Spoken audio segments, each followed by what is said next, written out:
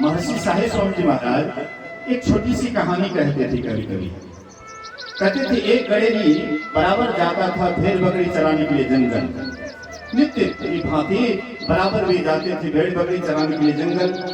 एक दिन जंगल गए चराने के लिए तो मिट्टी में गड़ा हुआ एक पत्थर दिखाई पड़ा। तो वे क्या करते हैं, उस पत्थर को निकालने के लिए पहले पैर के उंगली से खींच करके निकालना चाहा, नहीं निकला। फिर हाथ की उंगली से निकालना चाहा, नहीं निकला। लाठी था उसके पास में, गोबा मार मार करके उसको निकालते हैं, पानी में धोते हैं और ज्यादा चमकीला लगने लगा। तो गड़ेरी सोचता है कि इसको क्या करें। उनके दृष्टि में जो सुंदर भेड़ दिखाई पड़ा, उसी के गले में रस्सी से बढ़िया से बांध करके भेड़ के गले में बांध दिए। कुछ दिनों के बाद एक जौहरी जा रहा था बगल से, जो उस पत्थर को पहचानता था। तो जौहरी देखता है कि एक भेड़ के गले में, और इतना कीमती अनमोल पत्थर एक भेड़ के गले में, शायद लगता है कि गड़ेरी को पता नहीं है कि कितना अनमोल पत्थर है। इसलिए उनसे ठगने के ख्याल से वह गड़ेरी भाई से कहते हैं, ए गड़ेरी भाई, ये पत्थर हमको 500 रुपया में दे दो। गड़ेरी को लगा आश्चर्य, एक छोटा सा पत्थर, उसका 500 रुपया। गड़ेरी तो 500 रुपया देखा भी नहीं था। तो कहते हैं कि देखो भाई, 500 रुपया दे दो, अपने से पत्थर खोल लो। तो जौहरी सोचा कि सुतर गया मान, ये 500 रुपया उसको थमा दिए, अपने से उसको खोलने लगे।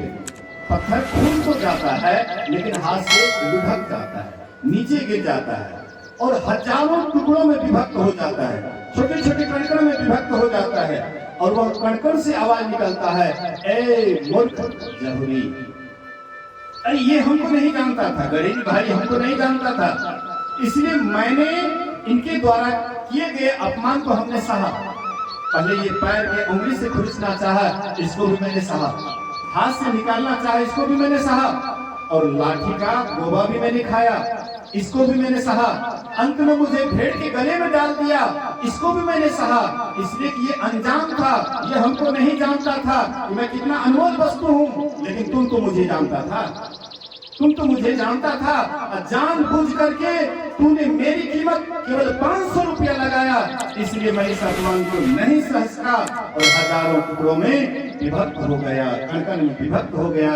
इसी तरह से हम आपका जो ये शरीर है वह हीरा से भी बहुत ज्यादा कीमती है, उससे भी ज्यादा कीमती है। लेकिन हम लोग इसको क्या करते हैं, ये शरीर को ऐसे ही कुछ नींद में, कुछ भोग में, कुछ आलस में खोया।